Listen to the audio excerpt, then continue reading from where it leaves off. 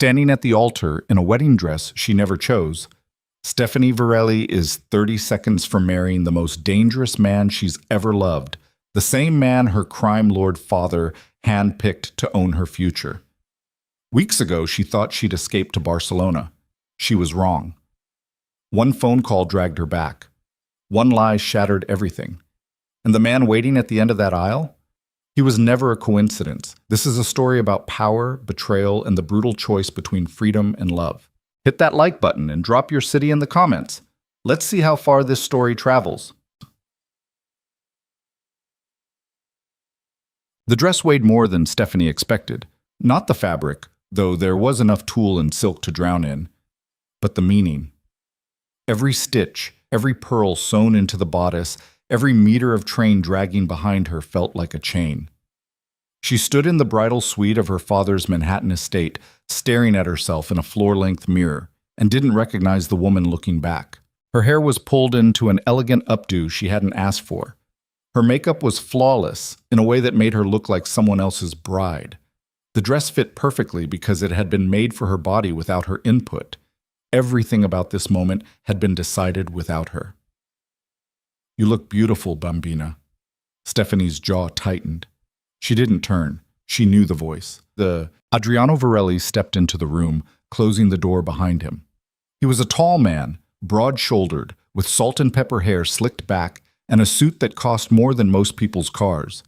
He looked every bit the successful businessman he pretended to be. But Stephanie knew better. She'd known better since she was 12 years old and first understood what her father really did for a living. "Don't call me that," she said quietly. Adriano's expression didn't change. He crossed the room slowly, hands in his pockets, and stopped a few feet behind her. Their eyes met in the mirror. "Today is an important day," he said. "For you, for our family." "For your business, you mean?" His smile was thin. "Same thing." Stephanie turned to face him. Up close, she could see the fine lines around his eyes, the slight gray in his stubble. He looked older than she remembered. Or maybe she just hadn't looked at him properly in years. "I'm not doing this," she said. Adriano sighed like she'd just told him the sky was blue. "Yes, you are." "I don't love him." "You will." "That's not how it works." "Stephanie," his voice hardened, "you've had your freedom. You've had your little adventures. Zurich, Barcelona, running around like a college student with no responsibilities. That's over now." Her hands curled into fists at her sides. "You don't get to decide that. I'm your father. You're a criminal." The word hung in the air between them. For a moment, Adriano's face went very still. Then he stepped closer, and Stephanie fought the instinct to step back. "Everything I've done," he said quietly, "has been to protect you, to give you a life most people can't even imagine. And this marriage, this alliance, is part of that protection." "Protection from what?" "From the world we live in, from the people who would use you to get to me, from yourself." He reached out and adjusted the thin veil pinned into her hair. "Ruben de Castro is a good man, powerful, smart. He'll take care of you." "I don't need anyone to take care of me." "Everyone needs someone, Bambina. You'll see that eventually." Stephanie wanted to scream. She wanted to rip the veil off her head and tear the dress to pieces. But she'd learned a long time ago that anger didn't work with her father. He absorbed it, redirected it, made it meaningless. So instead, she looked him straight in the eye and said, "I met him in Barcelona." Adriano paused. "I know." "You knew?" "Of course I knew. You think I'd let my daughter wander around Europe without keeping an eye on her?" He smiled faintly. "Ruben was there because I asked him to be." The floor seemed to tilt beneath her feet. "What?" "He was supposed to watch over you, make sure you were safe. I didn't tell him to get involved with you." Adriano's tone was almost amused. That part, he chose himself. Stephanie felt the blood drain from her face. "You're lying." "I don't lie to you, Stephanie. I've never lied to you." "You've done nothing but lie to me," her voice cracked, louder than she intended. Adriano's eyes flicked toward the door, checking if anyone had heard, then back to her.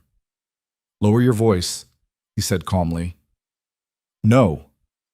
"Stephanie, no. You set me up. You sent him to Barcelona. You let me think I was free. You let me think I was falling for someone real. It was real. She stopped mid-breath. Adriano's expression softened, just slightly. He wasn't supposed to care about you, but he does. That's why this works. You already love him. Now you'll marry him, and everyone wins. Stephanie stared at her father, and for the first time in her life, she felt something close to hatred settle in her chest like a stone. I'll never forgive you for this, she whispered. Adriano nodded slowly. I know. He turned and walked toward the door, pausing with his hand on the handle. The ceremony starts in 20 minutes. Don't be late. Then he was gone. Stephanie stood alone in the bridal suite, breathing hard, her hands shaking. She looked at herself in the mirror again, this stranger in white, and felt something inside her crack open. She'd tried running once. It hadn't worked, but maybe there was another way. Bochok. 3 weeks earlier, Barcelona Stefani Varelli sat in a corner booth of a cafe near Las Ramblas, nursing a cortado and pretending to read a book she wasn't absorbing. The sun was warm on her shoulders. The city hummed with life around her, tourists taking photos, street performers juggling, vendors shouting in Catalan. It was chaotic and beautiful and nothing like home. She loved it. For the first time in months, she felt like she could breathe. Zurich had been a mistake, too cold, too quiet, too full of bankers who reminded her of her father's associates. But Barcelona? Barcelona was noise and color and anonymity. Here, she was just another 26-year-old woman drinking coffee and trying to figure out her life. Her phone buzzed on the table. She glanced at it and felt her stomach tighten. Dad. We need to talk. Call me. She silenced the phone and shoved it into her bag. Not today. She'd left New York 6 months ago with one suitcase, a new passport her father didn't know about, and enough cash to last a year if she was careful. She hadn't told anyone where she was going, not her mother, not her younger brother, not the security detail that followed her everywhere at home. She'd just left. At first, she'd been terrified. Every stranger on the street looked like one of her father's men. Every knock on her hostel door made her heart race. But weeks passed, then months, and no one came. Eventually, she started to believe she'd actually done it. She'd escaped. Stephanie finished her coffee, paid the bill, and stepped out into the afternoon heat. She had a shift at a bookstore in an hour, her first real job, the kind where she had to show up on time and smile at customers and earn her paycheck. It was humbling and exhausting, and she loved every second of it. She was halfway down the street when she felt it. That prickle on the back of her neck. The sense that someone was watching. She stopped walking and turned slowly, scanning the crowd. Tourists, locals, a street artist painting portraits, a man in a linen shirt reading a newspaper at a cafe table. Nothing unusual. She shook her head and kept walking. Paranoia. You're fine, but the feeling didn't go away.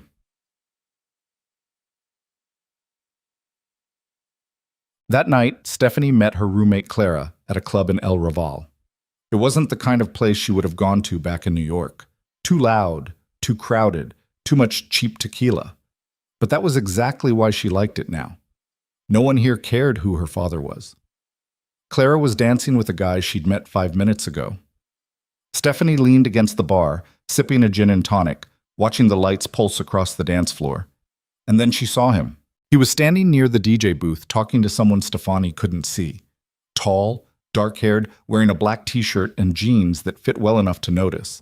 He had the kind of face that belonged in old European films, sharp jawline, strong nose, eyes that didn't miss anything.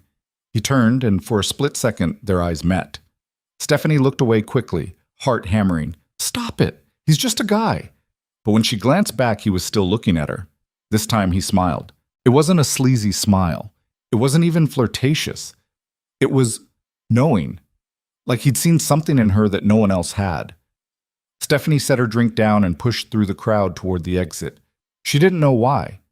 Instinct, maybe, or fear, or the voice in her head that sounded suspiciously like her father's. Trust no one.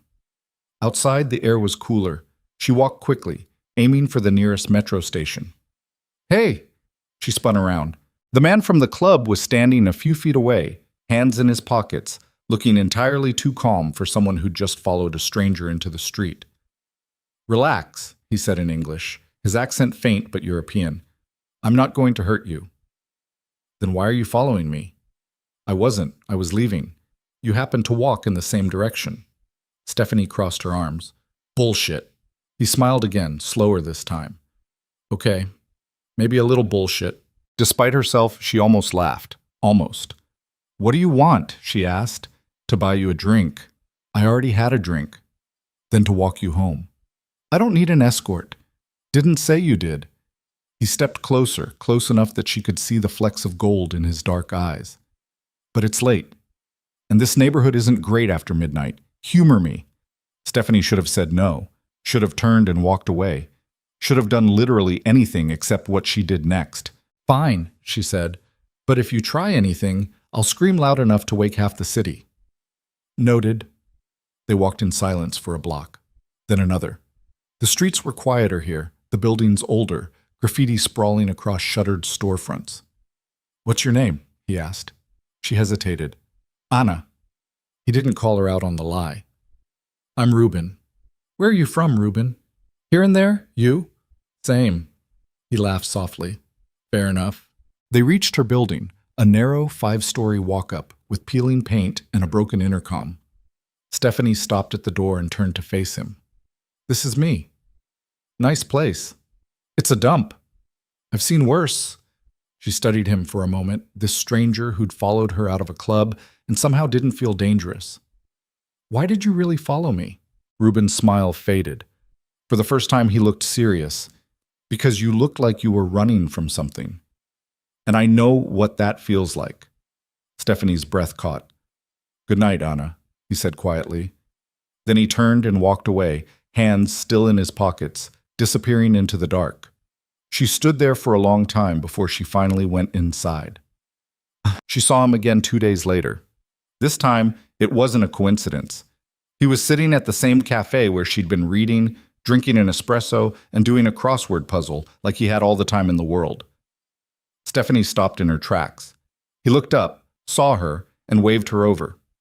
Against every ounce of common sense she had left, she sat down. You're following me, she said flatly. I'm not. I come here every Wednesday. It's Thursday. Then I'm early. He set the crossword aside. Coffee? I'm working. At the bookstore, I know. Her stomach dropped. How? I asked around. Small neighborhood, people talk. He leaned back in his chair, completely unbothered. Don't worry, I'm not a stalker. That's exactly what a stalker would say. Fair point. He pushed the menu toward her. Sit. Have a coffee. If I do anything weird, you leave. Deal? Stephanie should have left right then. Should have told him to stay away from her. Should have called the police. But she didn't. She sat down and ordered a cortado. And that was how it started. Over the next week, Ruben became part of her routine. They met for coffee, walked through Parque de la Ciutadella, ate tapas at a hole-in-the-wall place he knew that didn't have a name on the door. He didn't ask invasive questions, didn't push, didn't try to kiss her. He just existed, steady, calm, present. And Stephanie, who'd spent her entire life surrounded by men who wanted something from her, didn't know what to do with that. Why are you really here? She asked one night. They were sitting on a bench near the beach, watching the waves crash under a half moon. Ruben didn't answer right away. I told you, I'm between things. That's not an answer. It's the only one I've got right now. She turned to look at him. Are you in trouble? Define trouble. Ruben. He sighed and ran a hand through his hair. Let's just say I've made some choices that didn't sit well with certain people. And I needed space to figure out my next move. That's incredibly vague. I know. Are you dangerous? He looked at her then, really looked at her, and his expression was softer than she'd ever seen it. Not to you. Stephanie wanted to believe him, wanted it so badly it scared her. I'm not who you think I am, she said quietly. I know. Her heart stopped. What? Your name isn't Anna. You're not just some girl working at a bookstore, and you're definitely not from here and there. He smiled faintly. But I don't care. Whatever you're running from, it's your business, not mine. Stephanie felt something crack open in her chest. Why are you being so nice to me? Because you deserve it. It was such a simple answer, such a stupid, earnest, impossible answer, and it broke her. She kissed him. It was impulsive and messy and probably a terrible idea, but she didn't care. She kissed him like she was drowning and he was air, and when he kissed her back, slowly, carefully, like she was something precious, she felt something she hadn't felt in years. Safe.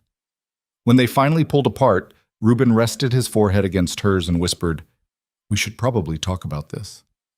"Later," Stephanie said. "Later," he agreed. And for one perfect, fragile moment, the world felt like it might actually be okay. Book. 3 days later, everything fell apart. Stephanie was closing up the bookstore when her phone rang. She almost didn't answer. She'd been ignoring her father's calls for weeks. But something made her look at the screen. Unknown number, she answered. "Hello?" "Stefani." Her blood turned to ice. "Marco?" Marco Santini was her father's right-hand man. Cold, efficient, terrifying. "Your father wants you home," Marco said. No preamble, no warmth. "I'm not coming home." "Yes, you are." "You can't make me." There was a pause. Then Marco said very quietly, "We have your brother." Stephanie's knees buckled. She grabbed the counter to steady herself. "You're lying." "Am I?" "Let me talk to him." Another pause. Then a younger voice, shaking with fear. "Steph?" "Luca?" Her throat closed. "Are you okay? Did they hurt you?" I'm fine. Dad just wants you to come home. Please, Steph, just come home." The line went dead. Stephanie stood there in the empty bookstore, shaking, her mind racing. This wasn't real. This couldn't be real. But she knew her father, knew what he was capable of. She grabbed her bag and ran. Reuben found her an hour later, sitting on the beach with her knees pulled to her chest, staring at the ocean. He didn't say anything, just sat down beside her and waited. "I have to go back," she said finally. "To New York?" She nodded. "Why?" "Because if I don't, my father will hurt my brother." Her voice cracked. "And it'll be my fault." Reuben was quiet for a long moment. Then he said, "What if I told you I could help?" Stephanie turned to look at him. "What?" "Your father, the people he works with. I know them. I know how they operate." He hesitated. "I can protect you." "How?" "Trust me. I don't even know you." "Yes, you do." He reached out and took her hand. "You know me better than most people ever will, and I'm asking you to trust me anyway." Stephanie looked at their joined hands, then back at his face. There was something in his eyes, something steady and certain and real. "Okay," she whispered, and just like that, she made the worst decision of her life. 2 days later, Stephanie landed in New York. Marco was waiting at the airport, flanked by 2 men she didn't recognize. They didn't speak, just escorted her to a black SUV and drove her straight to her father's estate. Adriano was waiting in his study. "Welcome home, Bambina," he said. Stephanie didn't sit. "Where's Luca?" "At school, where he's supposed to be." "You said—" "I said we have him. I didn't say we hurt him." Adriano poured himself a scotch. "He's fine. He's safe. And he'll stay that way as long as you cooperate." "Cooperate with what?" Adriano set the glass down and looked at her. "You're getting married." Stephanie laughed. It was a harsh, bitter sound. "No, I'm not." "Yes, you are. In 3 weeks. To Reuben de Castro." The floor dropped out from under her. "What?" "It's already arranged. His family and ours have been discussing it for months. You'll marry him, unite our organizations, and— Are you insane?" Stephanie's voice rose. "I'm not marrying some— You already know him." She froze. Adriano smiled faintly. "Did you really think Barcelona was an accident, Stephanie? That you just happened to meet the heir to one of the most powerful families in Europe?" He shook his head. "I sent him there to keep an eye on you, to make sure you were safe. The rest, well, that was his idea." Stephanie felt the room spin. "You're lying. Ask him yourself. He'll be here tomorrow for dinner." "No." "Stephanie, no." She turned and ran. She made it as far as the driveway before Marco's men grabbed her. Totik. The next evening, Stephanie sat at her father's dining table in a dress she hadn't chosen, across from a man she thought she knew. Ruben de Castro looked exactly the same dark eyes, same calm expression, same steady presence. But now she knew the truth. He was never hers. Stefani, he said quietly.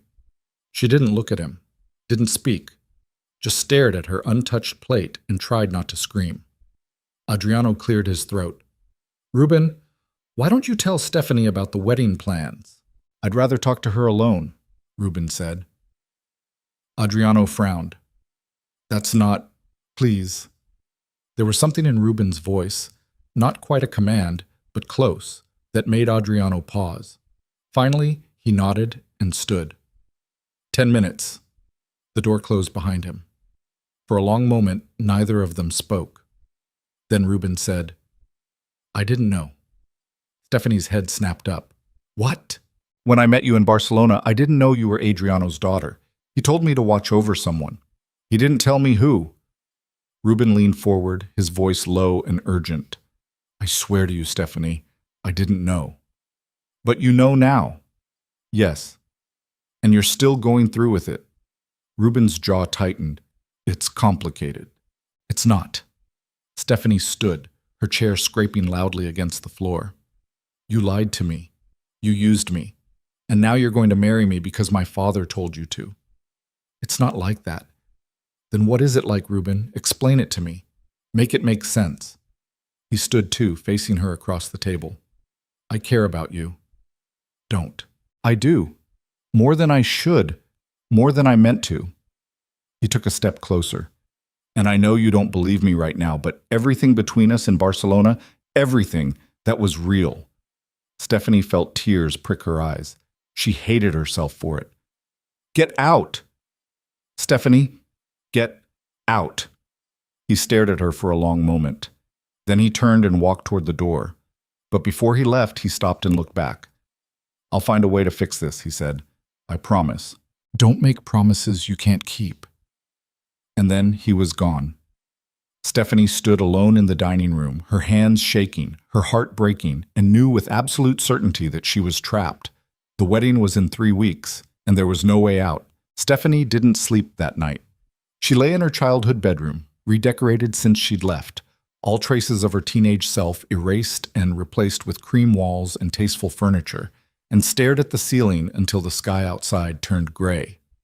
At 6 a.m, she gave up. She pulled on running clothes and slipped out of the house before the security detail stationed outside her door could stop her. She made it 3 blocks before a black sedan pulled up beside her. The window rolled down. Marco leaned out, sunglasses on despite the early hour. Get in. I'm going for a run. No, you're not. You can't keep me locked up like a prisoner. Yes, I can. He opened the door. Get in, Stephanie. Don't make this harder than it needs to be. She wanted to run, wanted to scream at him, punch him, do something, anything, to take back even a shred of control. But Marco had a gun under his jacket. She'd seen it, and she knew he'd use it if her father gave the order. So she got in. Marco drove her back to the estate in silence. When they pulled up to the front gate, he finally spoke. Your father's trying to protect you. You know that, right? Stephanie didn't answer. He loves you, Stephanie, in his own way. She turned to look at him. Did he send you to say that? Marco's mouth twitched, almost a smile. No, that one's for me. Well, thanks for the sentiment. It doesn't change anything. Didn't think it would. She climbed out of the car and walked back into the house, every step feeling heavier than the last. And checked. Breakfast was waiting for her in the dining room. Eggs Benedict, fresh fruit, coffee in a silver carafe. Her mother sat at the head of the table, reading the Times on her tablet, looking immaculate in a silk blouse and pearls. Elena Varelli glanced up as Stefani entered. You're up early. Couldn't sleep. I'm not surprised. Elena set the tablet aside. Sit. Eat. Stephanie sat. She didn't eat. Her mother poured coffee for both of them with the kind of practiced grace that came from decades of playing the role of mafia wife. Elena had been born into this world, daughter of a capo, granddaughter of a boss, and she wore it like a second skin. Poised, elegant, unshakable. Stephanie had spent her entire life trying not to become her. Your father told me about Barcelona, Elena said after a moment. Stephanie's hand tightened around her coffee cup.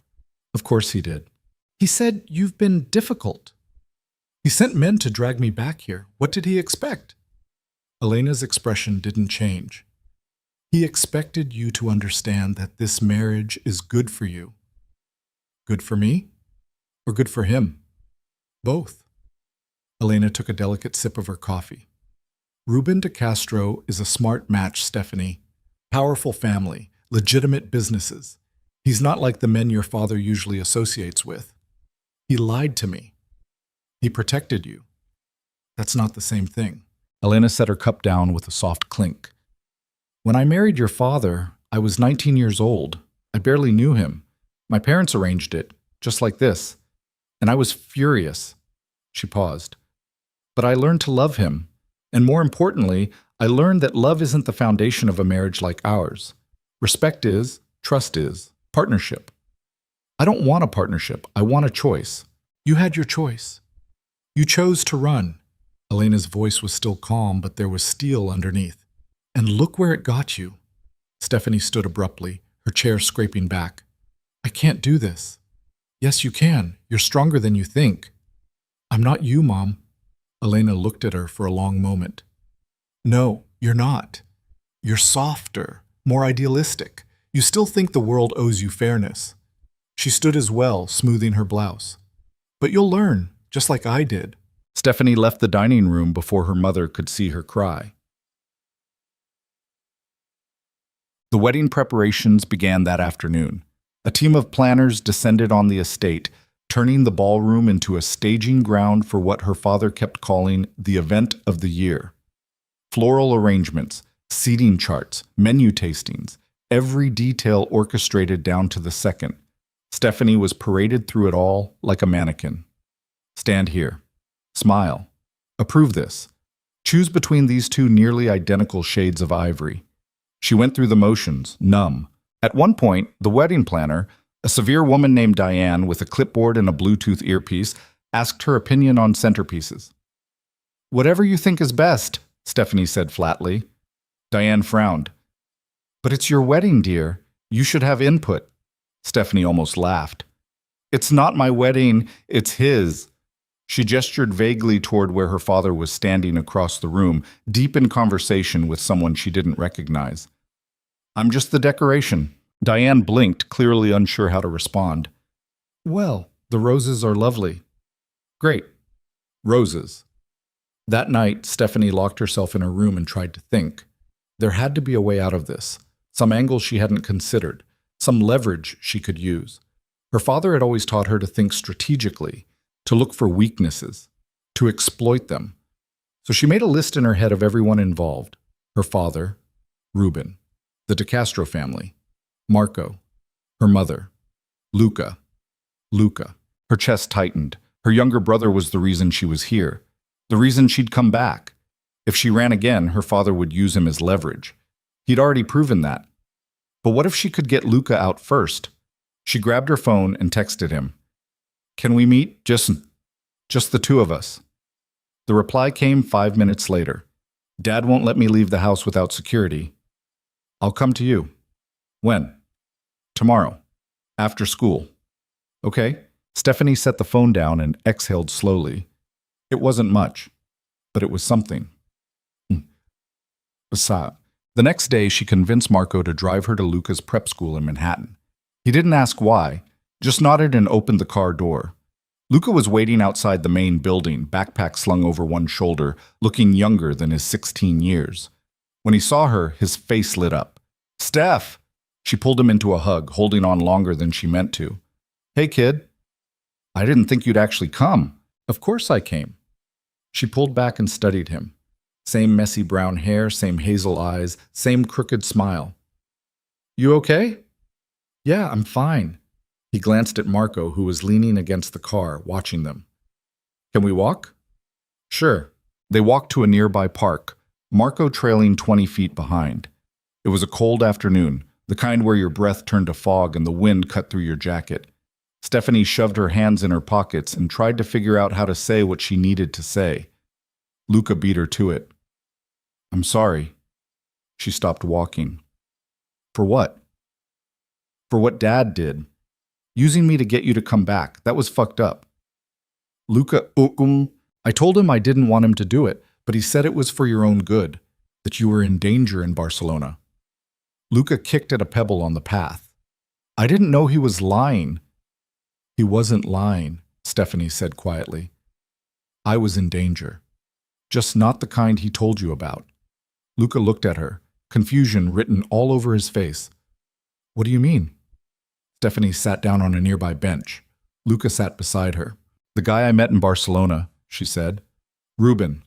Dad sent him there to watch me, to make sure I didn't do anything stupid, and then when I fell for him, Dad saw an opportunity. She laughed bitterly. He turned my escape into a business deal. Luca was quiet for a long moment. Then he said, Do you love him? Ruben? The question caught her off guard. I don't know. Maybe. I thought I did. She rubbed her face. But how can I love someone who lied to me from the start? Did he know that Dad sent him? He says he didn't, not at first. Do you believe him? Stephanie looked at her brother. I don't know what to believe anymore. Luca reached over and took her hand. Then don't marry him. It's not that simple. Why not? Because Dad will... She stopped, took a breath. Because if I run again, he'll use you to bring me back. And I can't let that happen. So you're going to sacrifice yourself? For me? Luca shook his head. That's bullshit, Steph. Language. I'm serious. You can't live your life trying to protect me. I can take care of myself. You're 16. So? You left when you were 26. You got 6 years. I can wait 6 years. Stephanie felt her throat tighten. Luca, I'm not a kid anymore, Steph, and I don't need you to be a martyr. He squeezed her hand. If you don't want to marry him, don't. I'll be fine. She wanted to believe him, wanted it so badly it hurt. But she knew her father, knew what he was capable of when someone defied him. I'll think about it, she said finally. Luca nodded. Okay. They sat in silence for a while, watching the park slowly empty as the sun dropped lower in the sky. Eventually, Marco approached and cleared his throat. We should go, he said. Stefani stood. Luca stood with her. Hey, he said. Whatever you decide, I'm on your side. She pulled him into another hug. I love you, kid. Love you too. Marco drove her back to the estate in silence. When they pulled up to the gate, Stephanie said, Can I ask you something? Marco glanced at her in the rearview mirror. Depends on the question. If I asked you to help me leave, would you? Marco's expression didn't change. No. Why not? Because your father pays me to keep you safe, and running isn't safe. Safe for who? Me or him? Marco didn't answer. Stephanie got out of the car and walked inside, feeling more trapped than ever. Papas? That evening, Ruben came to dinner again. This time, he didn't wait for permission. He showed up unannounced, walked past the security at the gate like he owned the place, and found Stephanie in the library. She was curled up in an armchair, reading, or pretending to read, a book she'd grabbed at random. When she heard footsteps, she looked up and felt her stomach drop. What are you doing here? Ruben closed the door behind him. We need to talk. We have nothing to talk about. Yes, we do. He crossed the room and sat on the arm of the chair across from her. I know you don't trust me. I know you think I lied to you, and I get it, but I'm asking you to listen, just for 5 minutes. Stephanie set the book aside. Fine. 5 minutes. Ruben leaned forward, elbows on his knees. When your father approached my family about this marriage, I said no. She blinked. What? I told him I wasn't interested, that I didn't need an arranged marriage to secure an alliance. Ruben's voice was low, steady. But then he told me about you, showed me a photo, said you were smart, stubborn, trying to escape the life. And I thought, fuck it. If she's trying to escape, maybe I can help. By pretending to fall for me. I wasn't pretending. His eyes locked on hers. I went to Barcelona thinking I'd keep my distance, just watch, make sure you were safe. But then I met you, and he stopped, ran a hand through his hair. You weren't what I expected. What did you expect? I don't know. A spoiled mafia princess, someone shallow, someone like the women I grew up around. He smiled faintly. But you were reading Camus in a shitty cafe, working at a bookstore, trying so hard to be normal. I am normal. No, you're not. You're extraordinary, and you don't even see it. Stephanie felt her chest tighten. Stop. Stop what? Saying things like that. Trying to make me believe you actually care. I do care. Then why are you still going through with this wedding? Ruben's jaw tightened. Because if I don't, my family will cut me off, disown me, and I'll lose everything I've spent my entire life building. So it's about money. It's about survival. He stood, pacing now. You think your father's the only one with power over his kids? My family's been grooming me to take over since I was 10 years old. If I defy them now, they'll replace me with my cousin or my uncle, someone who will fall in line. And you can't let that happen. No, I can't. He stopped pacing and looked at her. But that doesn't mean I don't want this to work between us. It doesn't mean I don't... He stopped himself. Don't what? Care about you more than I should. Stephanie stood, closing the distance between them. You keep saying that, but caring isn't enough. Not when you're willing to trap me in a marriage I don't want just to keep your inheritance. It's not just about the inheritance. Then what is it about, Ruben? Explain it to me. Make me understand why I should trust you. He stared at her, and for the first time since she'd met him, he looked lost. I don't know how. Then we have nothing left to say. She turned to leave, but he caught her wrist. Wait. Let go of me. Not until you hear this. His grip wasn't tight, but it was firm, insistent. I know I fucked up. I know I should have told you the truth in Barcelona, but I was scared. Scared that if you knew who I really was, you'd run. And I wasn't ready to lose you yet. You never had me. Yes, I did. He pulled her closer, just slightly. For those 2 weeks in Barcelona, I had you, and you had me, and it was real, Stephanie. I don't care what your father says or what you think you know. What we had was real. Stephanie's breath hitched. You're lying. I'm not. Prove it. Ruben's eyes searched hers. Then, slowly, he let go of her wrist and stepped back. I can't. Not in a way you'll believe. Not right now. He exhaled. But I'm asking you to give me a chance. After the wedding, give me time to show you that I'm not the enemy here. And if I don't, then we'll spend the rest of our lives hating each other. And I really don't want that. Stephanie felt tears prick her eyes. She hated him for this. Hated him for making her feel something when she was trying so hard to feel nothing. Get out, she whispered. Ruben nodded. Okay. He walked to the door, paused, and looked back. For what it's worth. I'm sorry. For all of it. Then he left. Stephanie stood alone in the library, shaking, and knew with absolute certainty that she was in way over her head. Sans. The days blurred together after that. Dress fittings, meetings with the planner, endless phone calls from relatives she barely knew, all congratulating her on her wonderful news. She smiled, nodded, played the part, but inside she was unraveling. One night she found herself standing in her father's study, staring at the massive oak desk where he conducted his business. She'd always been forbidden from entering this room as a child. It was his sanctuary, his domain. Now she was alone in it. She moved to the desk and started opening drawers. Files, contracts, ledgers written in code she didn't fully understand. Her father was meticulous, everything documented, everything accounted for. And then she found it. A folder labeled De Castro Alliance. Her hands shook as she opened it. Inside were contracts, agreements between her father's organization and the De Castro family. Trade routes, money laundering operations, arms deals, and at the bottom, a wedding contract, signed by both families. Stephanie's name was already on it. She flipped to the next page and froze. There was a clause, buried in the legal jargon, a clause that said if the marriage didn't happen, both families would lose their partnership, millions of dollars, years of infrastructure, and more. There was a secondary agreement, one that outlined what would happen if either family violated the terms. Retribution through immediate family members. Her stomach turned. This wasn't just about business. This was about survival. Her father had tied his entire empire to this marriage, and if it fell through, she heard footsteps in the hallway. Stephanie shoved the folder back into the drawer, closed it quietly, and slipped out of the study just as Marco rounded the corner. He looked at her. "You okay?" "Fine." "You sure?" "Yeah, just couldn't sleep." Marco studied her for a moment, then nodded. "Get some rest, Stephanie. Big day tomorrow." She didn't ask what he meant. She already knew.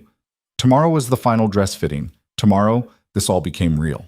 C'était. The fitting took place in a boutique in Soho, closed to the public for the occasion. Stephanie stood on a platform in front of 3 full-length mirrors while 2 seamstresses fussed over the hem of her dress. Her mother sat on a velvet couch nearby, sipping champagne and offering commentary. "The train is gorgeous, very regal." Stephanie didn't respond. Elena set her glass down. "You know, when I got married, I cried the entire morning. My mother had to redo my makeup 3 times. "Why were you crying?" "Because I was terrified." Elena smiled faintly. "But I walked down that aisle anyway, and it turned out okay." "Did it?" Elena's expression hardened. "What's that supposed to mean?" "You've spent 30 years married to a man who lies for a living, who hurts people, who uses his own children as leverage." Stephanie met her mother's eyes in the mirror. "Is that really okay?" One of the seamstresses coughed awkwardly. Elena stood. "Outside," she said. They stepped into a back hallway, away from prying eyes and ears. Elena closed the door behind them and turned to face Stephanie. "You think I don't know what your father is?" Her voice was low, sharp. "You think I've been blind all these years?" "I think you've been complicit." Elena's hand moved so fast Stephanie didn't see it coming. The slap echoed in the narrow hallway. Stephanie's cheeks stung. She stared at her mother, shocked. "Don't you dare judge me," Elena said quietly. "You have no idea what I've sacrificed, what I've endured, what I've done to keep this family together. By letting Dad turn me into a bargaining chip? By doing what needed to be done." Elena's eyes were cold. "You think you're the first woman in this family to be given away? You think you're special? You're not. You're just next in line. Then I'll be the first to say no. And doom your brother in the process? Doom your father's business? Doom everyone who depends on this alliance?" Elena shook her head. "You're not that selfish, Stephanie. I raised you better than that." Stephanie's throat closed. "I hate you." "You'll get over it." Elena turned and walked back into the fitting room, leaving Stephanie alone in the hallway, shaking with rage and grief and something she couldn't name. That night, Stephanie made a decision. She couldn't run, couldn't defy her father outright, couldn't protect Luca if she burned everything down, but she could fight back. She waited until the house was quiet, then slipped into her father's study again. This time she went straight for the computer. Her father wasn't a tech genius, but he wasn't careless either. The system was password protected, encrypted. But Stephanie had grown up watching him work, had memorized his patterns, his tells. She tried his birthday. Wrong. Her mother's birthday. Wrong. Then, on a hunch, she tried Luca's birthday. The system unlocked. Stephanie exhaled and started digging. Files, emails, transaction records, everything her father had kept hidden from the world, and buried in a subfolder labeled Security Protocols, she found something that made her blood run cold. A file titled Wedding Day Contingency. She opened it. Inside was a detailed plan, a timeline, a list of names, and at the top, in bold letters, "Eliminate De Castro heir if alliance compromised." Stephanie's hands went numb. Her father wasn't just protecting his business with this marriage. He was planning to kill Ruben if it fell through, or worse, if Ruben ever became a threat. She scrolled down. There were contingencies for everything. If Ruben tried to renegotiate the terms, if he sided with his family over hers, if he ever tried to leave her. Her father had planned for every scenario, except one. What if she warned him? Stephanie sat back in the chair, her mind racing. She'd spent weeks hating Ruben, blaming him, seeing him as just another player in her father's game. But this changed everything. Ruben wasn't safe. He was a target. And if she didn't do something, her father would kill him the second he stopped being useful. She grabbed her phone and typed out a message. "We need to meet, tonight, alone." She sent it before she could second-guess herself. The reply came 2 minutes later. "Where?" "The old marina. Pier 9. Midnight. I'll be there." Stephanie deleted the messages, shut down the computer, and slipped out of the study. For the first time in weeks, she felt like she had control. But she also knew, deep in her gut, that this was the moment everything would change. The marina was deserted when Stephanie arrived. The air smelled like salt and rust, and the only sound was the gentle slap of water against the docks. She stood at the end of Pier 9, hands shoved in her jacket pockets, and waited. Ruben appeared 10 minutes later, walking out of the shadows like he belonged there. "You came," she said. "You asked." They stood facing each other, the space between them charged with everything unsaid. "Why did you want to meet?" Ruben asked. Stephanie took a breath. "Because I found something. In my father's files." His expression sharpened. "What kind of something?" "A plan. A contingency." She met his eyes. "If this marriage doesn't work out the way he wants, he's going to kill you." Ruben went very still. "You're sure?" "I saw the file. Dates, names, methods." Her voice shook. "He's been planning it since the beginning." For a long moment, Ruben didn't move. Then he exhaled and ran a hand through his hair. "Fuck. You didn't know?" "No, I knew he was dangerous.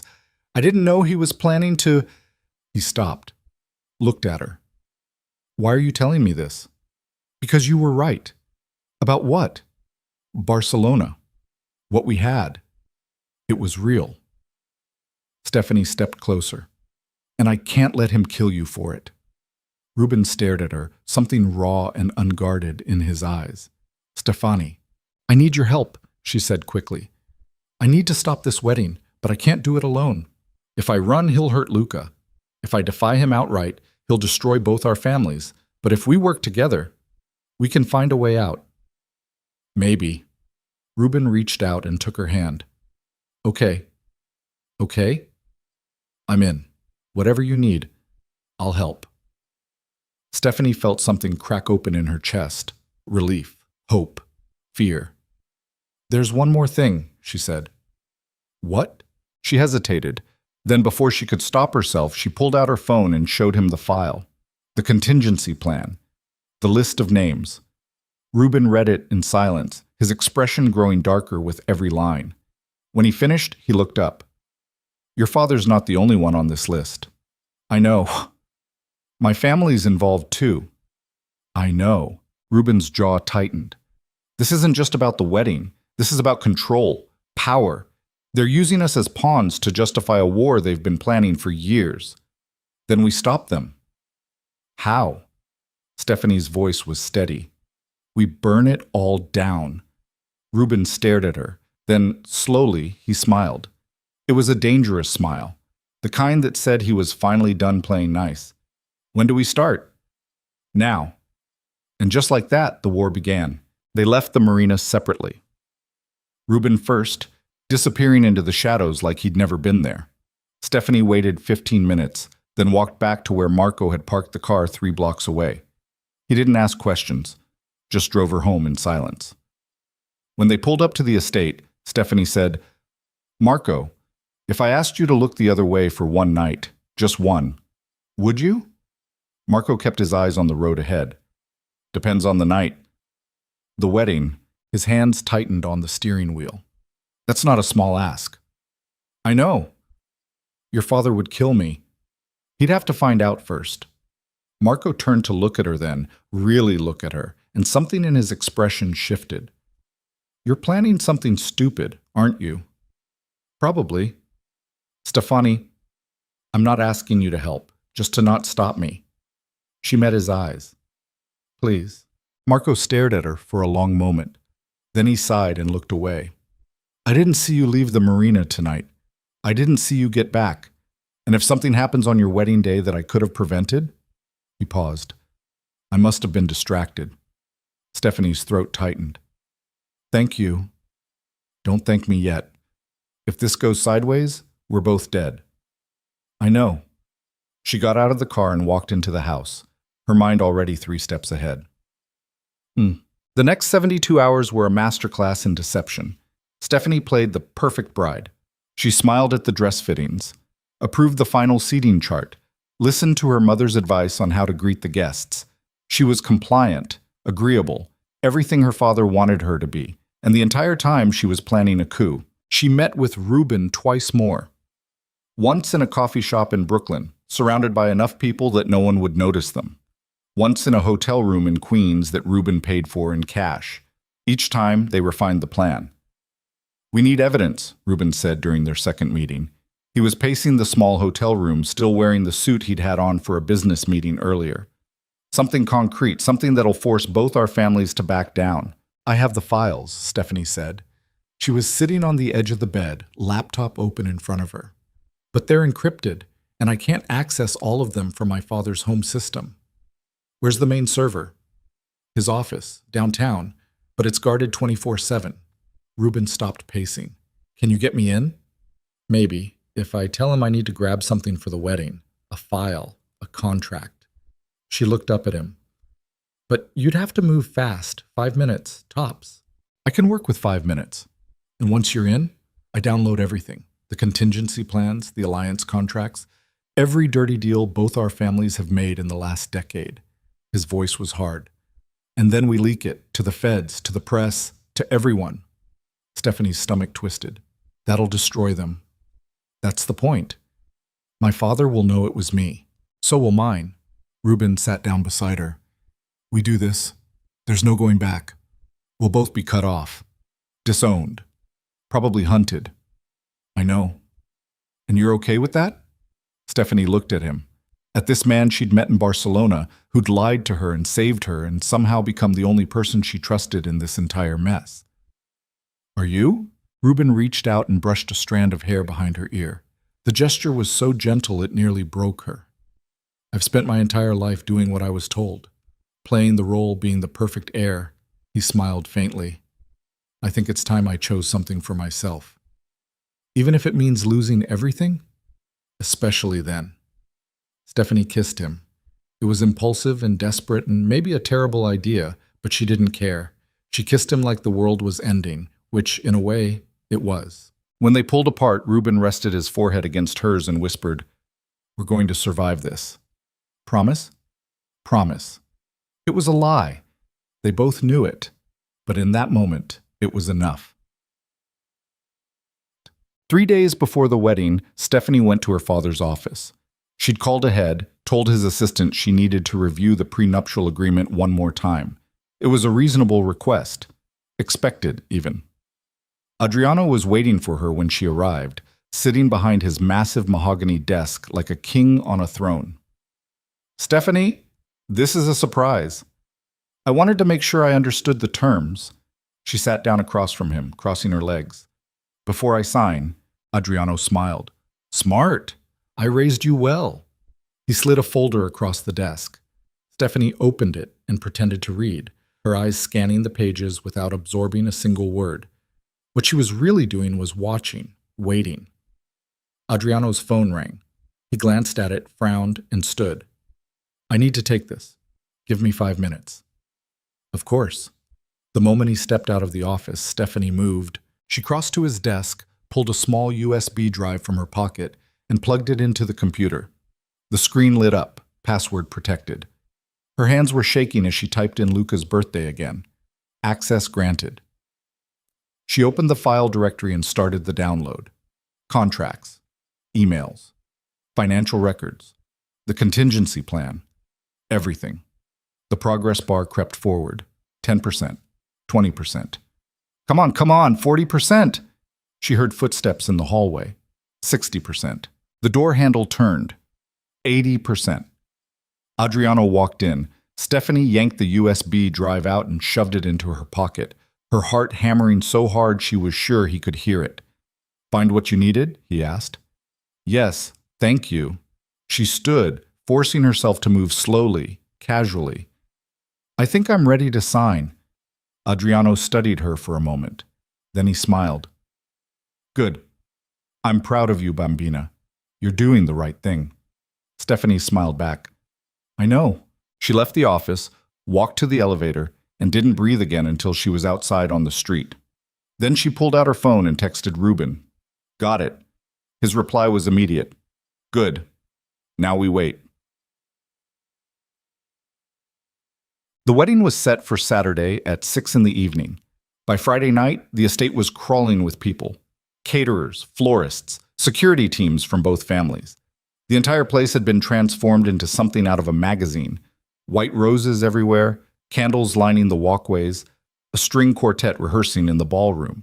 Stephanie stood in her room staring at the wedding dress hanging on the back of her door and felt like she was staring at a coffin. There was a knock. Come in. Luca stepped inside, closing the door behind him. He looked older than he had a week ago, tired. You okay? No. He sat down on the edge of her bed. You don't have to do this, you know. Yes, I do. Steph? Luca, listen to me. She sat down beside him and took his hand. Whatever happens tomorrow, I need you to stay out of it. Don't ask questions. Don't try to help. Just stay out of it. What are you talking about? I'm serious. Promise me. Luca's eyes searched hers. You're planning something. Promise me. He hesitated. Then he nodded. Okay. I promise. Stephanie pulled him into a hug and held on tight. I love you, kid. I love you too. When he left, Stephanie locked the door and pulled out her laptop. She opened the files she'd stolen from her father's office and started reading. Hours passed. The sun set. The house went quiet. And then, buried in a subfolder she almost missed, Stephanie found something that made her blood turn to ice. A communication thread between her father and someone named V. Constantine. She didn't recognize the name, but the content of the messages was clear. Adriano. Wedding proceeds as planned. Once alliance is secured, we move on the De Castro assets. Total acquisition within 6 months. V. Constantine. And the heir? Adriano. Eliminated. Made to look like an accident. His death will destabilize the family enough for us to take control. V. Constantine. Ambitious. I like it. What about your daughter? Adriano. She's a means to an end. Once she's served her purpose, she'll be contained. Stephanie's vision blurred. Contained. Her father wasn't just planning to kill Ruben. He was planning to imprison her. She read further. The messages detailed everything. The timeline, the method, the endgame. Her father had never intended for this marriage to be permanent. It was a trap. A way to lure the De Castro family into a false sense of security before destroying them from the inside. And Stephanie was the bait. Her hands were shaking so hard she could barely type. She forwarded the entire thread to Ruben, then to a secure email address he'd given her for emergencies. Then she sat back and tried to breathe. She thought she understood her father, thought she knew how ruthless he could be. But this was something else. This was evil. Her phone buzzed, a text from Ruben. I saw the files. We need to move up the timeline. To when? Tomorrow, during the ceremony. That's insane. It's the only way. Once you're legally bound to me, your father will move fast. We have to hit him first. Stephanie stared at the message, her mind racing. Tomorrow, the wedding. In front of 300 guests, half of whom were armed. How? I'll explain tomorrow morning. Meet me at the church. 7 a.m. Alone. Okay. She set the phone down and walked to the window, staring out at the darkened grounds of the estate. Somewhere out there, her father was probably sleeping soundly, confident in his plan. But tomorrow, Stephanie was going to burn his entire world to the ground. She didn't sleep. At 6 in the morning, she got dressed, jeans, a hoodie, sneakers, and slipped out of the house before anyone was awake. Marco was nowhere to be seen. Either he was honoring his promise or he'd decided ignorance was safer. The church was empty when she arrived, the massive wooden doors unlocked. She stepped inside and found Ruben waiting in the front pew, dressed in black, a duffel bag at his feet. You came, he said. You thought I wouldn't? I wasn't sure. He stood and crossed to her. Are you ready for this? No, but I'm doing it anyway. Ruben unzipped the duffel bag and pulled out a small black device. This is a signal jammer. It'll block all cell service in a half-mile radius. Once I activate it, no one can call for backup. And then what? Then we expose everything, in front of everyone. He handed her a flash drive. This has copies of all the files, the contingency plans, the messages between your father and Constantine. Everything. How do we get it out there? The ceremony's being live-streamed for family members who couldn't attend. I hacked the feed. When I give the signal, this drive will broadcast to every screen in the building and to the internet. Stephanie stared at him. You've been planning this since the night at the marina. Why didn't you tell me? Because I needed you to be convincing. If you knew the full plan, you might have slipped up. He paused. And because I needed to make sure you'd go through with it. You didn't trust me. I didn't trust myself. Ruben's voice was quiet. I've spent my whole life playing it safe, following the rules. This is the first time I've ever bet everything on someone else. Stephanie looked at the flash drive in her hand. If we do this, people will die.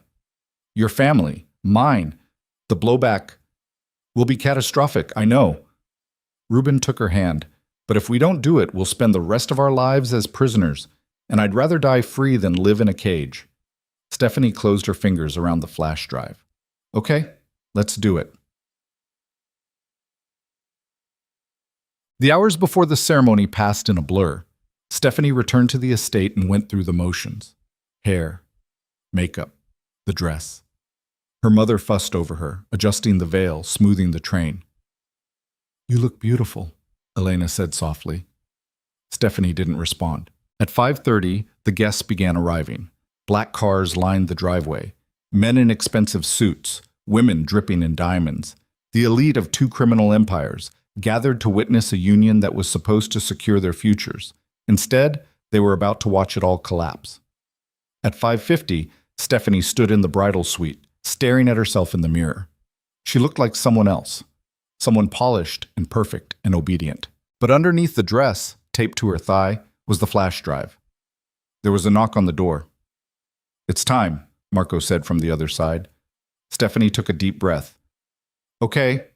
She opened the door and stepped out into the hallway. Marco was waiting, dressed in a suit, his expression unreadable. You sure about this? No? Good. That means you're thinking clearly. He offered his arm. Let's go. They walked through the mansion, down the grand staircase, out to the waiting car. The ride to the church took 15 minutes. Stephanie spent every second of it running through the plan in her head. Ruben would be waiting at the altar. The signal jammer would activate the moment she entered the sanctuary. And then, at the precise moment the officiant asked if anyone objected, the truth would come out. They arrived at the church. The valet opened Stephanie's door. She stepped out into the late afternoon sun, the train of her dress pooling behind her on the pavement. Inside, the sanctuary was packed. 300 people, maybe more. She could see her father standing near the front, talking to someone she didn't recognize. Her mother was already seated, dabbing at her eyes with a handkerchief. And at the altar, waiting in a perfectly tailored tuxedo, was Ruben. Their eyes met across the crowded room. He nodded once. It was time. The music started. Wagner. Loud and dramatic and utterly wrong for what was about to happen. Stephanie took Marco's arm and began the walk down the aisle. Every step felt like a mile. The guests turned to watch, smiling, whispering. She could feel their eyes on her, judging, approving, congratulating. They had no idea. Halfway down the aisle, Stephanie felt her phone vibrate in the hidden pocket of her dress. A single buzz. The jammer was active. She kept walking, 10 feet from the altar, 5 feet. Ruben extended his hand. She took it. His fingers were steady. Hers were not. The officiant, a thin man with wire-rimmed glasses, smiled and began. Dearly beloved, we are gathered here today. Stephanie tuned him out. She was watching Ruben, who was watching the balcony where the live stream cameras were set up. The officiant droned on. Vows, commitment, unity. And then finally, if anyone has reason why these two should not be joined in holy matrimony, speak now or forever hold your peace. Ruben squeezed her hand. This was it. Stephanie reached for the flash drive taped to her thigh and froze. It wasn't there. Panic shot through her. She'd taped it securely. She'd checked it twice before leaving the estate. It should be... Looking for this? The voice came from behind her. Stephanie turned. Her father was standing in the aisle holding the flash drive between two fingers like it was a piece of trash. The sanctuary went silent. Adriano smiled. Did you really think I wouldn't notice you sneaking into my office? That I wouldn't track every move you made? He shook his head. I'm disappointed, Bambina. I taught you better than this. Stephanie's throat closed. How, Marco. Adriano gestured to where Marco stood near the entrance, his face carefully blank. He's been reporting to me the entire time. Every meeting, every plan, every pathetic attempt at rebellion. Stephanie looked at Marco. He didn't look away, didn't apologize, just stood there like a statue. You... She couldn't finish the sentence. I did warn you, Marco said quietly. Your father pays me to keep you safe, and sometimes that means protecting you from yourself. Ruben stepped forward. This isn't over. Yes, it is. Adriano's voice cut through the room like a blade. He looked at Ruben, and his smile turned cold. You thought you were so clever, hacking the live stream, planning your little exposure, but I've known about it for days. He held up the flash drive. And now I have all the evidence you tried to gather, which means I have leverage over you, over your family, over everyone in this room. Ruben's jaw tightened. You can't. I can, and I will. Adriano turned to the guests. Ladies and gentlemen, I apologize for the interruption. It seems my daughter and her future husband had a misguided plan to disrupt this ceremony. But don't worry, we'll proceed as scheduled. He walked down the aisle and stopped in front of Stefani. Up close, she could see the fury in his eyes. You will marry him, he said quietly, so only she could hear. You will smile. You will play your part, and when this is over, you will spend the rest of your life regretting this little stunt. I hate you, Stephanie whispered. I know. Adriano turned to the officiant. Continue. The officiant, pale and shaking, cleared his throat. Where were we? The vows, Adriano said. Get on with it. Stephanie stood there, numb, as the ceremony resumed. Ruben was beside her, his hand still holding hers, but she couldn't feel it. Couldn't feel anything. Everything they'd planned. Everything they'd risked. It was gone. The officiant asked for rings. Someone, Ruben's best man, she thought, handed them over. Do you, Ruben de Castro, take Stephanie Varelli to be your lawfully wedded wife? I do. And do you, Stephanie Varelli? Stephanie opened her mouth. The word was right there. All she had to do was say it. But instead she turned to Ruben and whispered, I'm sorry. And then she ran. She grabbed the front of her dress, yanked it up, and bolted down the aisle. Chaos erupted. Her father shouted.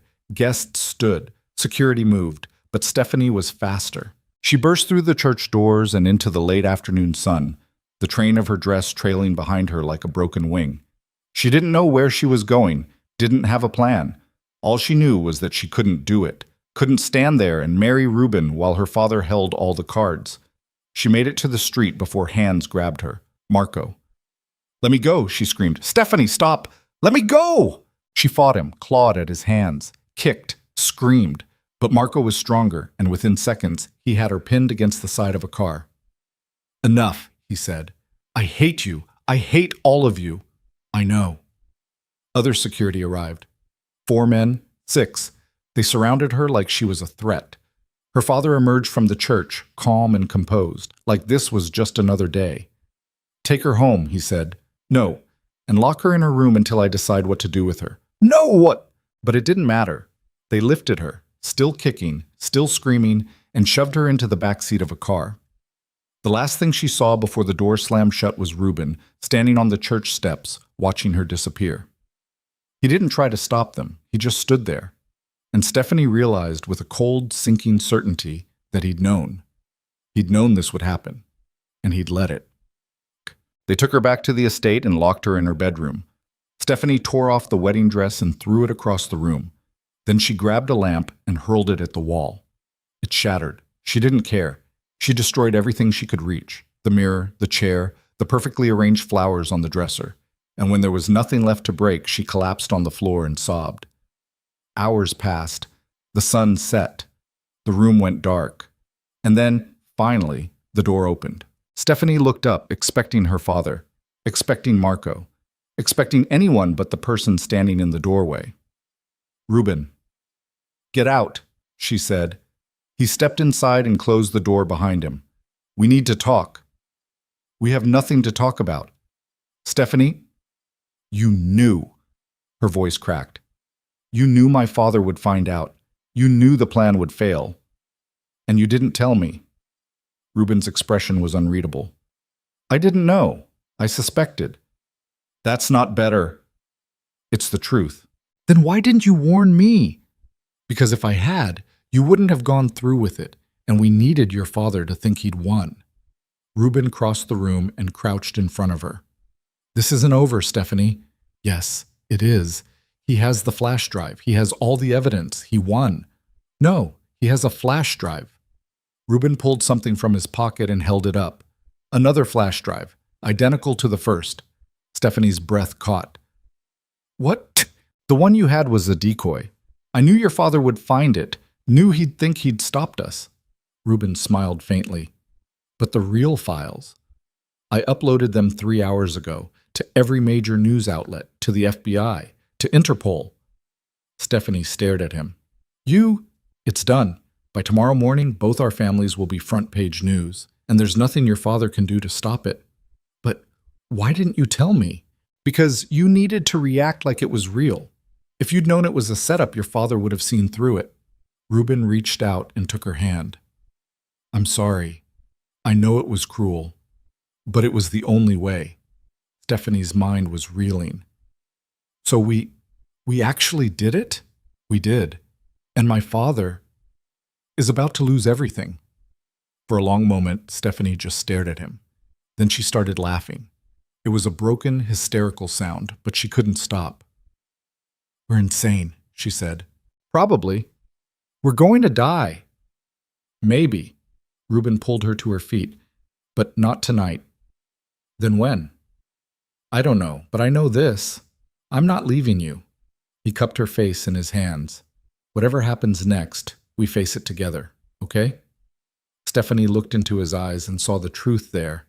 The fear, the determination, the reckless, desperate hope. Okay, she whispered. And then, because the world was ending anyway, she kissed him. It was a kiss that tasted like ash and defiance, and the last shred of something that might have been love. And when they pulled apart, Stephanie knew, deep in her bones, that nothing would ever be the same. The war had begun, and they were right in the center of it. The kiss ended when they heard footsteps in the hallway. Ruben pulled back, his hand still on Stephanie's face. We need to move. Now. Where? Anywhere but here. He grabbed her hand and pulled her toward the window. Can you climb? Stephanie looked at the 3-story drop to the garden below. Are you serious? Dead serious. I'll break my neck. Not if you hold on to me. Ruben was already opening the window, scanning the exterior wall. There was a trellis running down the side of the house, thick with dead ivy. It'll hold our weight, probably. Probably? You have a better idea? Stephanie didn't. The footsteps were getting closer. Heavy boots. Multiple people. They're coming for you, Ruben said. Your father knows I'm here. We have maybe 2 minutes before they break down that door. Stephanie looked at the door, then at the window, then back at Ruben. Okay, she said. Let's go. Ruben went first, swinging his leg over the windowsill and finding purchase on the trellis. It creaked under his weight, but held. He looked up at her. Your turn. Stephanie kicked off her heels, hiked up what was left of her dress, and climbed out after him. The night air was cold against her skin.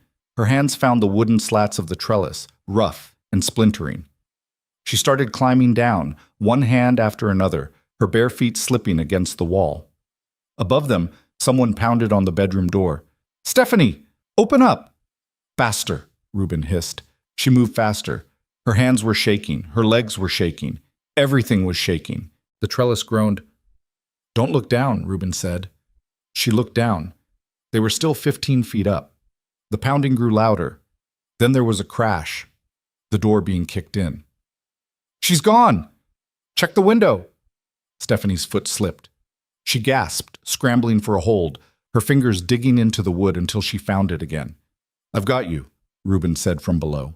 His hand was on her ankle, steadying her. Keep going.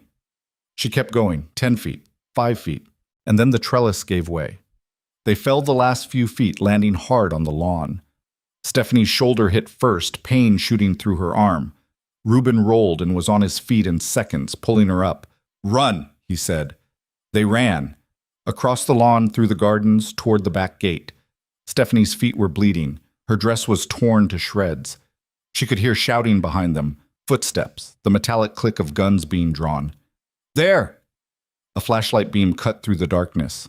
Reuben grabbed her hand and yanked her sideways into the cover of the hedges.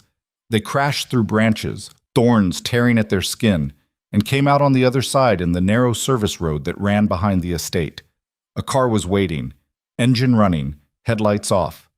Reuben wrenched open the passenger door and shoved Stephanie inside, then ran around to the driver's side. He slammed his foot on the gas before his door was even closed. They peeled out onto the street, tires screaming. Stephanie twisted in her seat, looking back. Figures were emerging from the estate, running after them. One of them raised a gun. "Get down!" Reuben shouted. She ducked. The rear window shattered. Glass exploded across the back seat. Stephanie covered her head, her ears ringing from the gunshot. Reuben swerved hard, taking a corner at 50 miles an hour, and the estate disappeared behind them. For a long moment, the only sound was the engine and their ragged breathing. Then Stephanie sat up slowly, brushing glass out of her hair. "What the hell was that?" "That," Reuben said, his knuckles white on the steering wheel, "was your father's security trying to kill us." "They shot at us." "Yeah. They actually shot at us." "Welcome to my world." Stephanie stared at him. Then, inexplicably, she started laughing again, that same broken, hysterical sound from earlier. "We're going to die." "Not tonight." "You keep saying that." "Because I mean it." Reuben glanced at her, and despite everything, he smiled. "We're not dying tonight, Stephanie. We're just getting started." Batting. They drove for an hour, taking side streets and back roads, doubling back twice to make sure they weren't being followed. Eventually, Reuben pulled into the parking garage of a building in Brooklyn, nondescript, gray concrete, the kind of place no one noticed. "Where are we?" Stephanie asked. "Safe house. One of mine." He killed the engine and looked at her. "No one knows about this place. Not my family. Not your father. We'll be safe here. For now." They got out of the car and took the stairs to the 3rd floor. Reuben unlocked a door at the end of the hallway and ushered her inside. The apartment was small, bare walls, minimal furniture. A couch, a table, a bed in the corner. It looked like a place designed for disappearing. Stephanie stood in the middle of the room, suddenly aware of how she must look. Torn dress, bleeding feet, hair falling out of its carefully constructed updo. She looked like a disaster. "Bathroom's through there," Reuben said, gesturing to a door on the left. "There should be clothes in the closet. Men's stuff, but it'll fit well enough." Stephanie nodded and walked into the bathroom.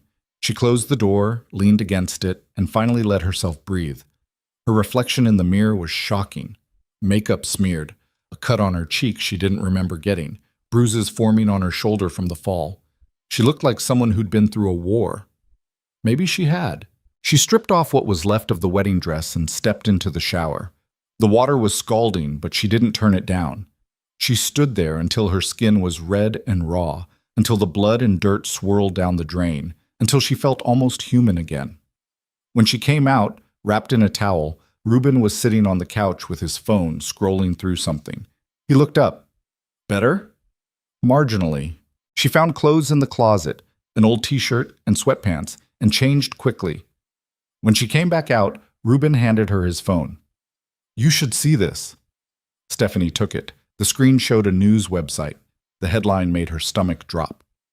"Breaking: FBI raids target organized crime families in New York and Europe."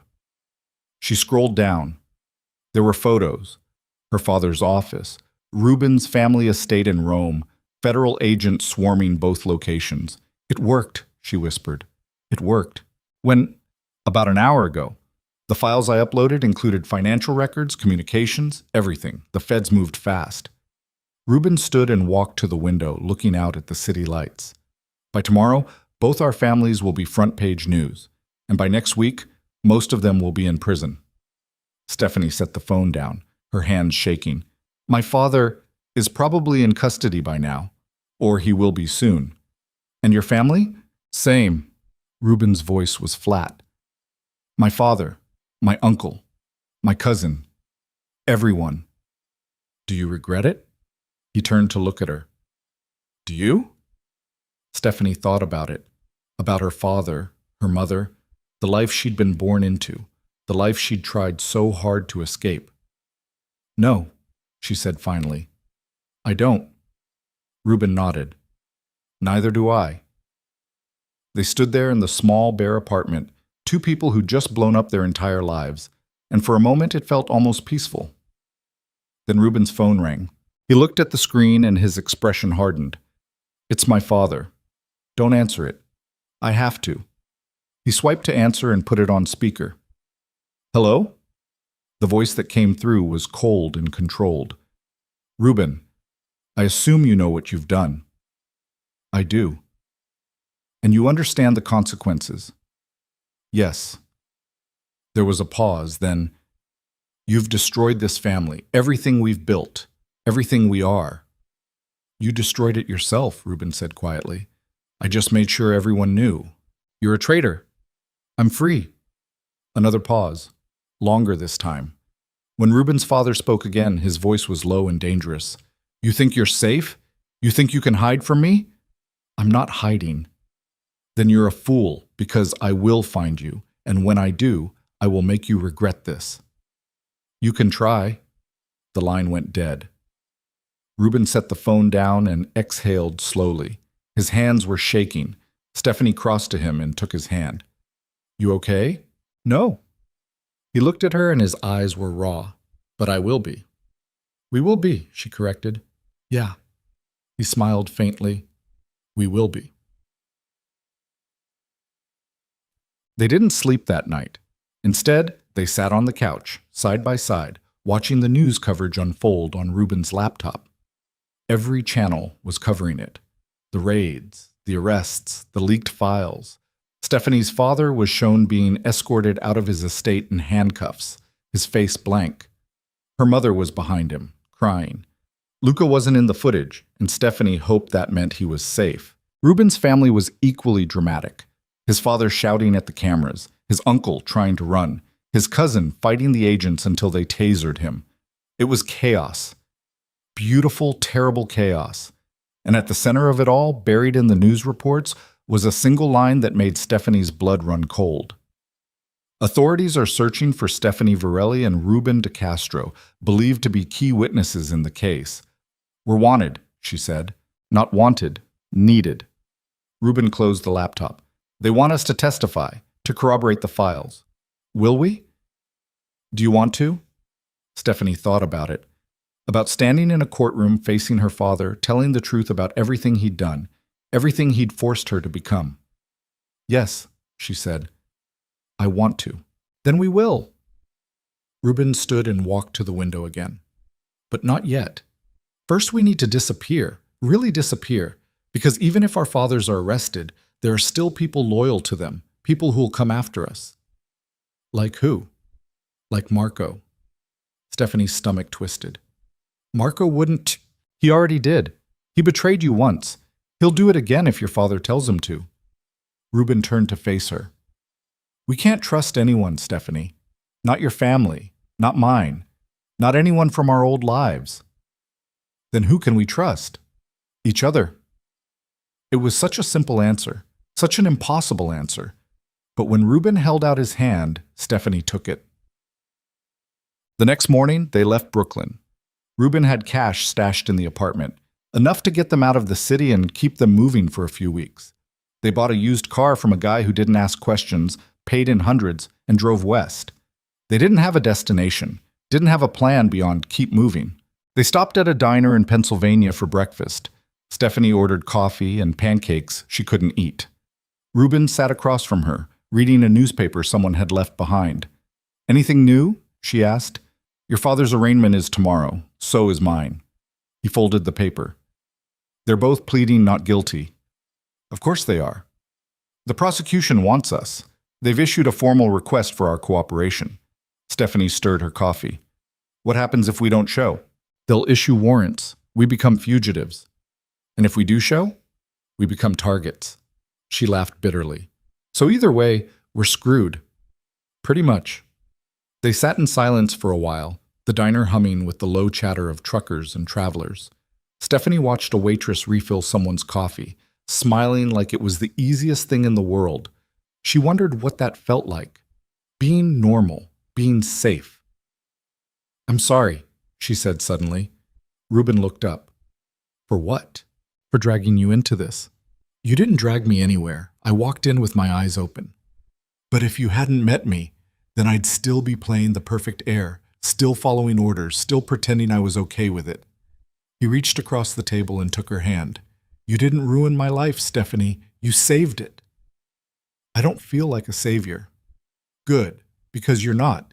You're just a person trying to survive, same as me." He squeezed her hand. "And we're going to, together." Stephanie wanted to believe him, wanted it so badly it hurt.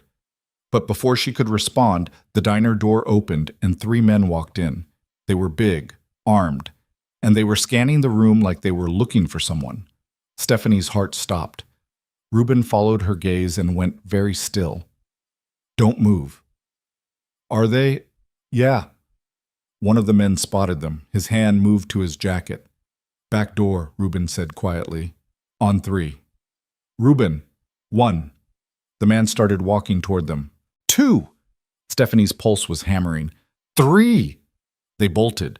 Ruben threw money on the table and grabbed Stephanie's hand, yanking her out of the booth. They ran for the back of the diner, through the kitchen, past a startled cook who shouted something they didn't hear. Behind them, the men were shouting too. They burst out the back door into an alley. The car was parked 2 streets over, too far. "This way," Ruben said, pulling her left. They ran through the alley, over a fence, across a parking lot. Stephanie's lungs were burning. Her legs were screaming, but she didn't stop. Gunshots echoed behind them.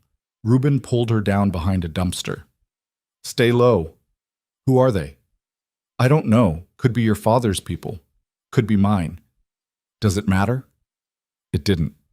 Stephanie peeked around the edge of the dumpster. The men were closer now, spreading out, searching.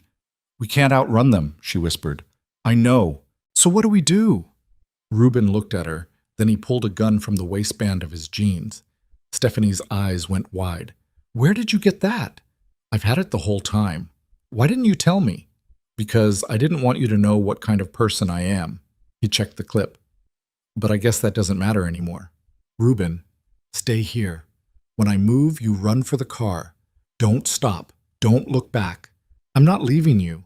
"Yes, you are." "No, he..." He kissed her, hard and fast and desperate. "I love you. Now go." Before she could respond, he stood and fired. The first shot hit one of the men in the shoulder. The second missed. The third hit another man in the leg. And then Ruben was running, drawing their fire away from her. "Go!" he shouted. Stephanie ran. She ran like her life depended on it. Because it did. She ran until she couldn't hear the gunshots anymore. Until she reached the car. Until she was inside, hands shaking so hard she could barely get the key in the ignition. The engine roared to life. And then, in the rearview mirror, she saw him. Ruben was sprinting toward her, blood on his shirt, limping slightly. Behind him, the men were regrouping. Stephanie threw the passenger door open. "Get in!" Ruben dove inside. She floored the gas before his door was even closed. They tore out of the parking lot, tires screaming, and didn't stop until they were back on the highway, miles away. Only then did Stephanie pull over on the shoulder and look at Ruben. He was breathing hard, pressing a hand to his side. Blood was seeping through his fingers. "You're hurt." "I'm fine." "You're bleeding." "I said I'm fine." Stephanie grabbed his hand and moved it away. There was a gash on his ribs, deep and ugly. "You need a hospital." "No hospitals. They'll find us." "Ruben, I'll be okay, just..." He winced. "Just drive." "Where?" "I don't know. Anywhere. Just keep moving." Stephanie's hands were shaking as she pulled back onto the highway. She didn't know where they were going, didn't know what they were going to do. All she knew was that they were alive. For now. They found a motel an hour later. One of those places with peeling paint and a neon sign that said vacancy in flickering letters. Stephanie paid cash for a room and helped Ruben inside. He collapsed on the bed, his face pale. "Let me see," Stephanie said. She lifted his shirt carefully. The gash wasn't as deep as she'd thought, but it was still bad. It needed stitches. "I don't suppose you know how to sew," Ruben said weakly. "Not people. Guess there's a first time for everything." Stephanie found a first aid kit in the bathroom. Basic, but it would have to do. She cleaned the wound as best she could, Ruben biting down on a towel to keep from screaming. Then she threaded a needle with shaking hands and started stitching. It took 20 minutes. By the end, both of them were sweating. "Done," she said finally. Ruben let out a shaky breath. "You're terrible at that." "You're welcome." He laughed, then winced. "Don't make me laugh. It hurts." Stephanie set the needle aside and sat on the edge of the bed. "You saved my life back there." "You saved mine first." "When?" "Barcelona. When you kissed me." He looked at her, his eyes softer than she'd ever seen them. "I was dead inside before I met you, going through the motions, pretending I was okay. But you made me want to be alive again." Stephanie felt tears prick her eyes. "I don't know how to do this." "Do what?" "Any of it. Running, fighting, surviving." Her voice broke. "I'm so tired, Ruben. I'm so tired of being scared." "I know." He reached for her hand. "Me too." "Then why are we doing this?" "Because the alternative is worse." "Is it?" "Yes." He pulled her closer until she was lying beside him on the narrow bed. "Because if we stop, if we give up, then they win. And I refuse to let that happen." Stephanie closed her eyes and let herself lean into him, careful of his injury. "What if we don't make it?" "Then at least we went down fighting." It wasn't much of a comfort, but it was something. They lay there in the dim motel room, two people clinging to each other in the wreckage of their lives, and tried to believe that tomorrow would be better. It wasn't. The next morning, Stephanie woke to the sound of sirens. She sat up, heart pounding, and looked out the window. Police cars were pulling into the parking lot. 4 of them, maybe more. "Ruben!" She shook him. "Ruben, wake up!" He opened his eyes, groggy. "What?" "The police are here." He was on his feet in seconds, ignoring the pain in his side. He grabbed the gun and moved to the window, peering through the curtain. "They're not here for us," he said. "How do you know?" "Because they're not surrounding the building. They're at the office. Someone called in a disturbance. We need to leave anyway." "Agreed." They grabbed their things, what little they had, and slipped out the back door. The car was still parked where they'd left it. They got in and drove away slowly, casually, like they had nowhere to be. 2 blocks later, Stephanie's phone rang. She looked at the screen. Unknown number. "Don't answer it," Ruben said. She answered it. "Hello? Stephanie?" The voice was familiar, cold. "I've been looking for you." Her blood turned to ice. "Marco." "You've made quite the mess. The feds, the news. Your father's very disappointed." "I don't care." "You should, because he's still got reach, even from inside." Marco paused. "Where's Ruben?" "None of your business. I'm trying to help you. By selling me out? By lying to me for weeks? By keeping you alive." Marco's voice was sharp. "You think your father's the only one who wants you dead? Half the organization wants revenge for what you did, and the other half wants to use you as leverage. Then I guess I'm screwed either way. Not if you come in, testify, put your father away for good. The feds will protect you." "I don't trust the feds." "Then trust me." Stephanie laughed bitterly. "Why would I ever do that?" There was a long pause. Then Marco said quietly, "Because I'm the reason you're still breathing. I could have told your father where you were last night, could have sent those men straight to you, but I didn't." "Why not?" "Because you remind me of my daughter, and I don't want to see you end up like her." Stephanie's throat tightened. "What happened to her?" "She died, caught in the crossfire of a war that wasn't hers." His voice was raw. "And I've been trying to make up for it ever since. By working for my father. By keeping his daughter alive." Stephanie didn't know what to say. The feds want to meet, Marco continued. Tomorrow. Neutral location. You and Ruben both. They'll offer you protection in exchange for testimony. And if we don't show? Then you keep running, and eventually someone catches you. He paused. I'm sending you the details. Show up or don't. Your choice. The line went dead. Stephanie set the phone down, her hands shaking. Ruben glanced at her. What did he say? He wants us to meet with the feds. Tomorrow. Do you trust him? No. Neither do I. Ruben's jaw was tight. But we're running out of options. So what do? We show up, we hear what they have to say, and then we decide. Stephanie nodded slowly. Okay. But deep down, she knew this was it. Tomorrow, everything would change. One way or another, the war was about to end, and she had no idea if they'd survive it. The meeting was set for noon at a federal building in Lower Manhattan. Neutral ground, Marco had said. Protection guaranteed. Stephanie didn't believe in guarantees anymore. She and Ruben spent the morning in a diner 3 blocks away, nursing coffee neither of them could drink. Ruben's stitches were holding, but he moved carefully, like every breath cost him. Stephanie watched the door, watched the windows, watched everyone who walked past. We don't have to do this, Ruben said quietly. Yes, we do. We could keep running, disappear for real, new names, new lives. For how long? Stephanie set her cup down. A year? 5 years? The rest of our lives looking over our shoulders? She shook her head. I'm done running. Ruben studied her face. You've changed. So have you. Not for the better. I don't know about that. She reached across the table and took his hand. A month ago, you would have walked away, taken the easy road, protected yourself. A month ago, I didn't have you. The words settled between them, heavy and true. At 11:45, they left the diner and walked the 3 blocks to the federal building. It was a gray concrete tower, identical to 1,000 others, designed to be forgettable.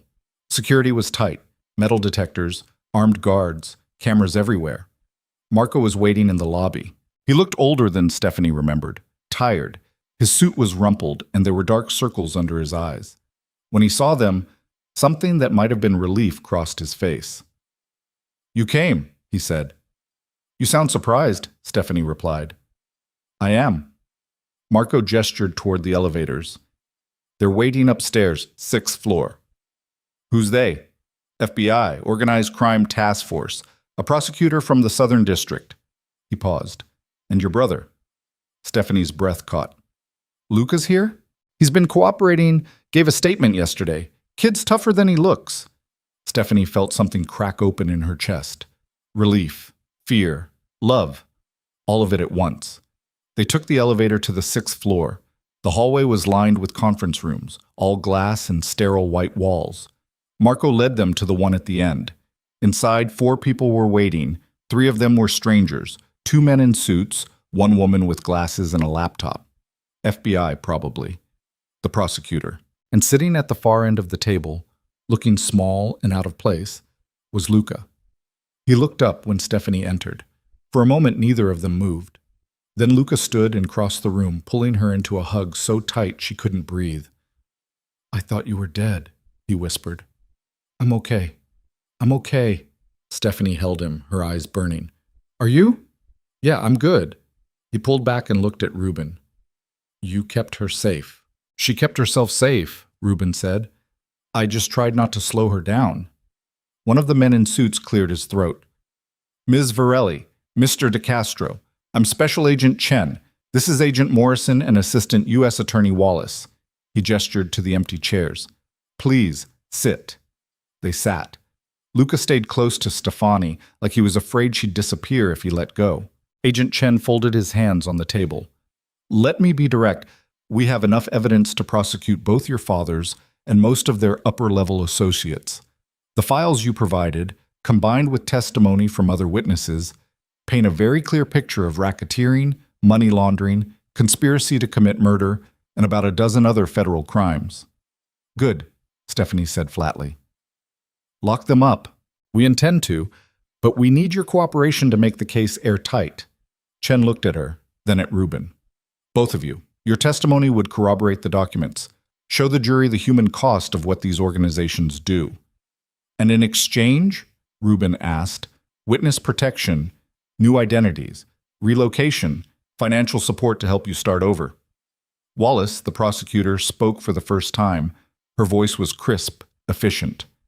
You'd be safe. For how long? Stephanie asked. As long as you need. That's not an answer. Wallace's expression didn't change. The truth is, we can't guarantee your safety forever, but we can make it significantly harder for anyone to find you. And once your fathers are convicted, the organizations will fracture. Infighting, power struggles. They'll be too busy destroying each other to come after you. That's a gamble, Rubin said. Everything is, Wallace leaned forward. But it's the best option you have, unless you'd prefer to keep running for the rest of your lives. Stephanie looked at Luca. What about him? He's a minor. He'll go into protective custody until he turns 18. After that, it's his choice whether to stay in the program or leave. Chen's expression softened slightly. We'll take care of him. You have my word. Your word doesn't mean much to me right now. I know, but it's all I can offer. Stephanie looked at Rubin. He met her eyes, and she saw the same exhaustion she felt. The same desperate hope that maybe, just maybe, this could work. We need to talk, Rubin said. Alone. Chen nodded. Take your time. Us act. They stepped out into the hallway, leaving Luca with the agents. Marco was leaning against the wall, smoking a cigarette despite the no smoking sign above his head. You're not supposed to do that in here, Stephanie said. I'm not supposed to do a lot of things. Marco took a drag. What are you thinking? I'm thinking this is a trap. It's not. How do you know? Because I set it up. Marco exhaled smoke. I've been working with the feds for 3 months, feeding them information, building the case. The files you stole just accelerated the timeline. Stephanie stared at him. You've been undercover this whole time? Not undercover, just playing both sides. He dropped the cigarette and crushed it under his heel. Your father was getting reckless, dangerous. I knew it was only a matter of time before he got himself and everyone around him killed. So I made a choice. To betray him. To save the people who still had a chance. Marco looked at her. Including you. Why didn't you tell me? Because you would have done exactly what you did anyway. And if your father found out you knew, he would have killed you before the feds could move. Marco's voice was rough. I couldn't risk that. Stephanie felt her anger deflate. You were protecting me. Yeah. Even when you dragged me back from Barcelona. Especially then. If I hadn't, someone else would have, and they wouldn't have been as gentle. Rubin, who'd been silent until now, spoke. What happens to you after this? Marco shrugged. Witness protection, probably. New name, new city, same story as you two. He smiled faintly. Guess we'll all be starting over. Stephanie didn't know what to say, so she stepped forward and hugged him. Marco stiffened, surprised. Then, slowly, he hugged her back. Thank you, she whispered. Don't thank me yet. This isn't over.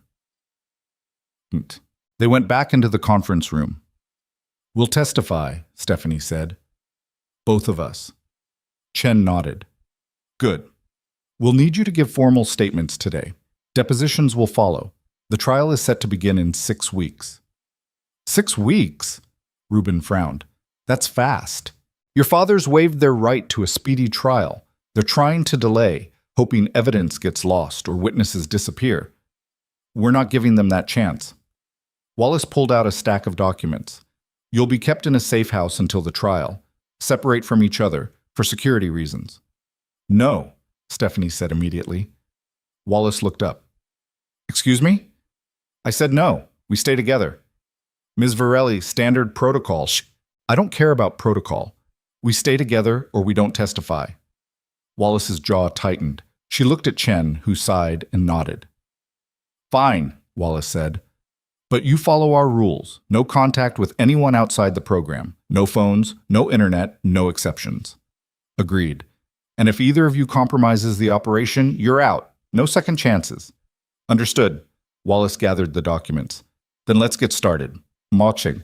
The next 6 weeks were a blur of depositions, interviews, and endless repetition. Stephanie told her story so many times the words stopped feeling real. Barcelona.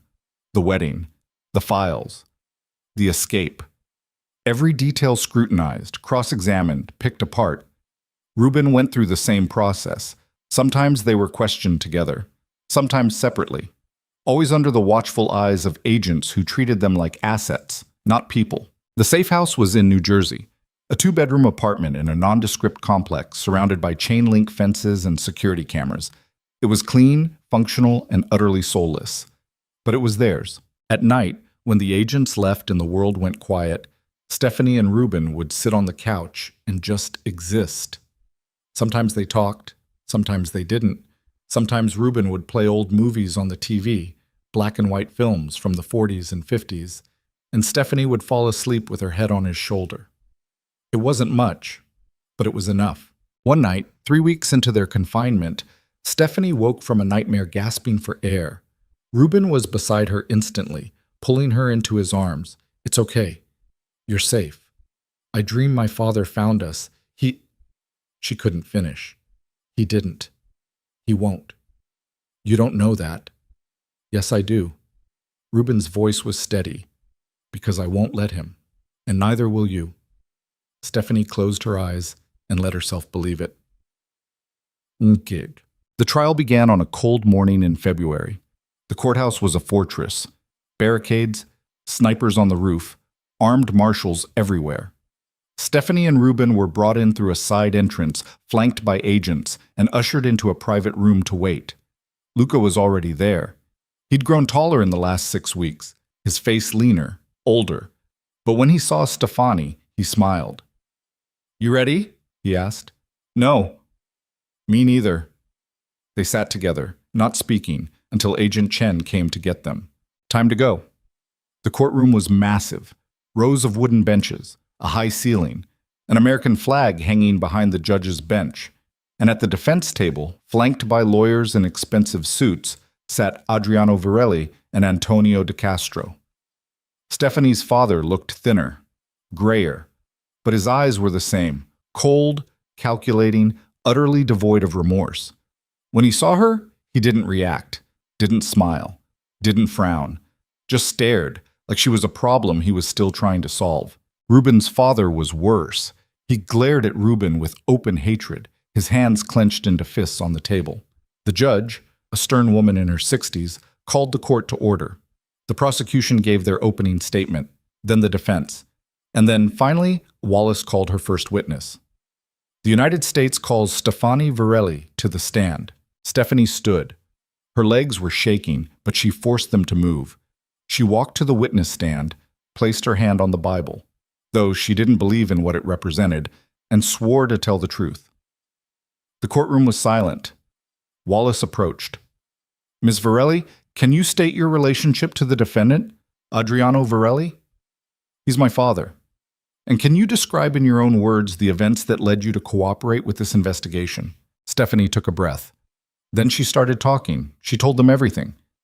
Barcelona, the arrangement, the lies, the files, the contingency plan to kill Rubin, the escape.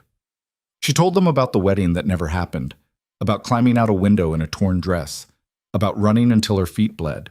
She told them about her father's business, the shipments, the bribes, the murders disguised as accidents. And through it all, Adriano sat motionless, his expression never changing. When Stephanie finished, Wallace asked one final question. "Ms. Varelli, do you fear your father?" Stephanie looked directly at Adriano. "I used to, but not anymore." "Why not?" "Because he doesn't own me. He never did, and he never will." The courtroom erupted in whispers. The judge banged her gavel. "Order!" Stephanie stepped down from the stand, her heart pounding, and returned to her seat. Rubin was next. His testimony was colder, more clinical. He detailed his family's operations with the precision of someone who'd been trained to run them. Every deal, every alliance, every betrayal. When he finished, his father stood and shouted, "You're a disgrace, a coward!" The judge banged her gavel again. "Mr. de Castro, sit down or you'll be removed from this courtroom." Antonio sat, seething. The trial lasted 2 weeks. Witness after witness, document after document. The evidence was overwhelming. And when the jury returned with their verdict, it took them less than 4 hours to decide. Guilty. On all counts. both men. Adriano's face didn't change. Antonio cursed and had to be restrained by the marshals. Stephanie sat in the gallery, Ruben's hand in hers, and felt something she hadn't felt in months. Relief. Okay. Sentencing came 2 weeks later. Adriano Varelli was sentenced to 30 years in federal prison without the possibility of parole. Antonio de Castro received the same. It was over. Outside the courthouse, Stephanie stood on the steps and breathed in the cold February air. Reporters shouted questions, cameras flashed, but she didn't hear any of it. Ruben was beside her, Luca on her other side, Marco somewhere in the crowd, already disappearing into his new life. "What happens now?" Luca asked. Stephanie looked at him. "We start over." "Where?" "I don't know yet. Somewhere quiet. Somewhere safe." She squeezed his hand. "Somewhere we can just be normal." Luca smiled. "I'd like that." Agent Chen approached. "Your transport's ready. New identities are waiting. We've set you up in Oregon. Small town. Low profile." "Oregon," Ruben repeated. "Never been." "Neither have I," Stephanie said. "Guess we'll figure it out together." They walked down the courthouse steps, past the cameras, past the reporters, past the remnants of the lives they used to live. And for the first time in as long as she could remember, Stephanie felt free. 8 months later, Portland, Oregon. The apartment was small but bright.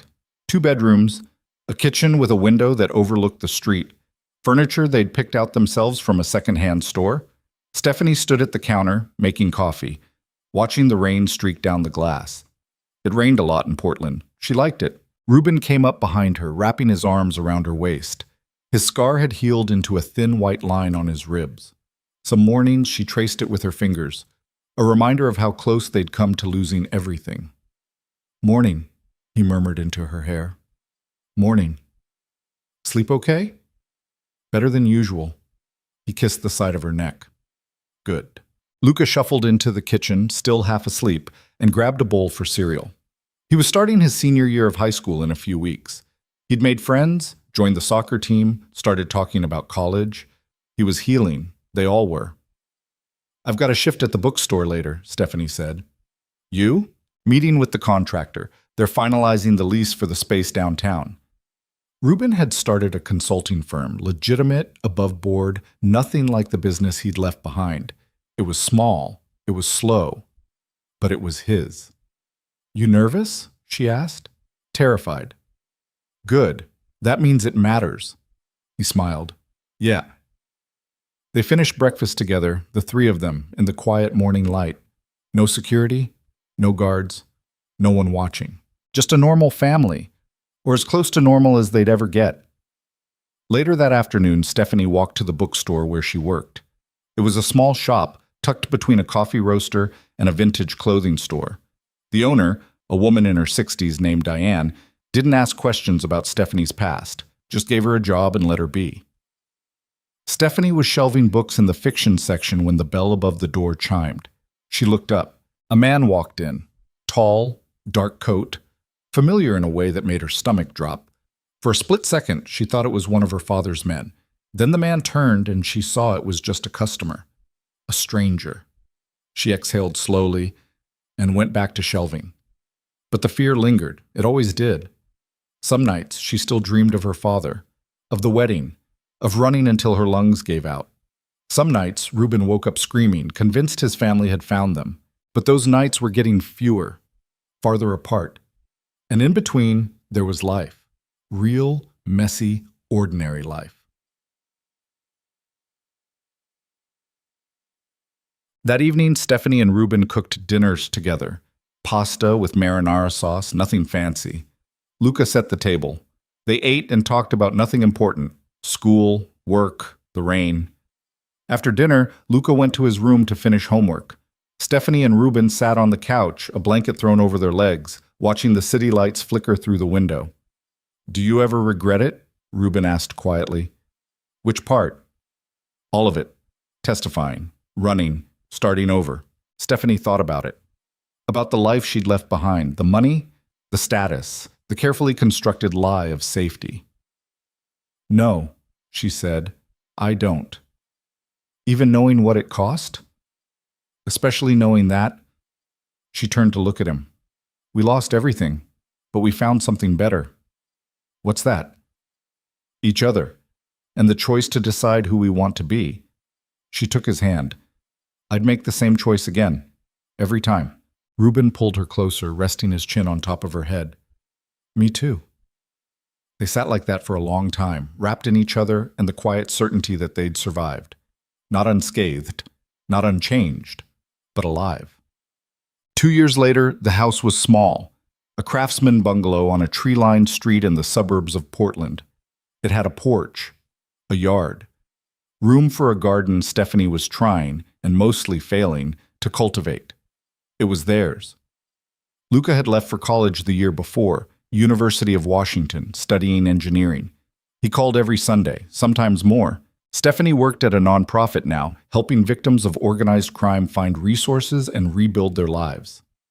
It was hard work, emotionally draining, but it mattered. Reuben's consulting firm had grown. He had employees, clients, a reputation for being fair and ruthlessly efficient. They were building something, slowly, carefully. One evening in late spring, Stephanie came home to find Reuben on the porch, holding a small velvet box. Her heart stopped. What's that? What does it look like? He smiled, nervous in a way she rarely saw. I know we already did this once, sort of, but that wasn't real. That was them deciding for us. He opened the box. Inside was a simple ring, gold, no diamonds, understated. This is me asking. No arrangements, no deals, just us. Stephanie's eyes filled with tears. Reuben, marry me, for real this time. Because I choose you, and I want to keep choosing you every day for the rest of my life. She didn't hesitate. Yes. He slipped the ring on her finger and it fit perfectly. They were married 6 months later in a small ceremony at the courthouse. Luca was there. Marco, living under a new name in Montana, sent flowers. Agent Chen sent a card that said simply, "Congratulations. Stay safe." There was no reception, no guests, no elaborate dress or strategic alliances. Just two people who'd fought their way out of hell, standing in front of a judge, promising to love each other in a world that had tried everything to keep them apart. And when the judge said, "You may kiss," Stephanie kissed Reuben like it was the first time, like it was the last time, like it was the only thing that mattered, because it was. 5 years later, Stephanie stood in the kitchen of their house, watching the sun rise over the backyard, coffee in hand, hair tied back, barefoot. She heard footsteps behind her and turned. A little girl, 3 years old, with Reuben's dark hair and Stephanie's stubborn chin, padded into the room, dragging a stuffed rabbit behind her. "Mama, hungry!" Stephanie smiled and scooped her up. "Pancakes? Pancakes!" Reuben appeared a moment later, equally disheveled, equally content. He kissed Stephanie's temple and ruffled their daughter's hair. "Morning, troublemaker." "Papa!" She giggled and reached for him. They made breakfast together, the three of them, in the warm morning light. And as Stephanie watched her daughter laugh and Reuben flip pancakes with the kind of ease that came from practice, she felt something she hadn't felt in years. Peace. Not the absence of fear, not the absence of pain, but the presence of something stronger. Love, family, home. Things she'd once thought were impossible. Things she'd fought for, bled for, survived for. And now, finally, they were hers. Later that afternoon, Stephanie drove to the cemetery on the outskirts of town. It was a quiet place shaded by old oak trees with rows of simple headstones. She stopped at one near the back. Marco Santini, beloved friend and protector. Gone too soon. He died the year before. Heart attack. Quick, painless, the doctors said. Stephanie didn't know if that was true, but she hoped it was. She set a bouquet of flowers on the grave and crouched down, running her fingers over the engraved letters. "I wish you could have met her," she said quietly. "Our daughter. You would have liked her. She's stubborn, brave, doesn't take no for an answer." Stephanie smiled. "Kind of like me." The wind rustled through the trees. Somewhere nearby, a bird sang. Thank you, she whispered, for everything. She stayed a few more minutes. Then she stood and walked back to her car, carrying the weight of gratitude and grief in equal measure. That night, after their daughter was asleep, Stephanie and Ruben sat on the porch, watching fireflies dance in the yard. Do you ever think about them? Ruben asked. Our fathers, what they're doing? Sometimes. Stephanie leaned against him. But not as much as I used to. Me neither. They'd heard through the grapevine that Adriano had died in prison 2 years ago, shanked by another inmate, quick, violent, the way he'd lived. Stephanie hadn't cried when she found out, hadn't felt much of anything, just a dull, distant ache, and then nothing. Ruben's father was still alive, as far as they knew, still serving his sentence, still bitter, but that was his prison, not theirs. Do you ever wonder what would have happened if we'd never met? Stefani asked. All the time. And I think I'd be miserable, pretending to be someone I'm not, living a life I never wanted. Ruben turned to look at her. You saved me, Stephanie. In every way a person can be saved. You saved me too. Then I guess we're even. Not even close. She kissed him. But we've got time to figure it out. They sat together until the fireflies faded and the stars came out. And in the quiet dark, Stephanie thought about how far they'd come. From the edge of a candlelit aisle, in a wedding dress she never chose, to this, a porch in Portland, a family she'd built, a life she'd earned. It wasn't perfect, it wasn't easy, but it was theirs. And for the first time in her life, Stephanie Virelli wasn't running. She was home. Epilogue. Years later, when their daughter was old enough to ask questions, Stephanie would tell her the truth. Not all of it, not the darkest parts, but enough. She would tell her about a girl who ran from a life she didn't choose, about a man who helped her fight back, about the courage it took to burn everything down and start over. She would tell her that freedom wasn't free, that it cost blood and tears and everything you thought you couldn't live without. But it was worth it. Every scar, every nightmare, every terrifying, beautiful moment, because in the end, the only life worth living was the one you chose for yourself. And Stephanie had chosen this. A quiet house, a loving partner, a daughter who would grow up free from the shadows that had haunted her mother. This was the victory, not the trial, not the verdict, not the headlines that faded after a few weeks. This, the morning coffee, the bedtime stories, the ordinary, extraordinary miracle of waking up safe. Stephanie stood in the doorway of her daughter's room, watching her sleep, and felt the weight of everything she'd survived settle into something softer. Gratitude.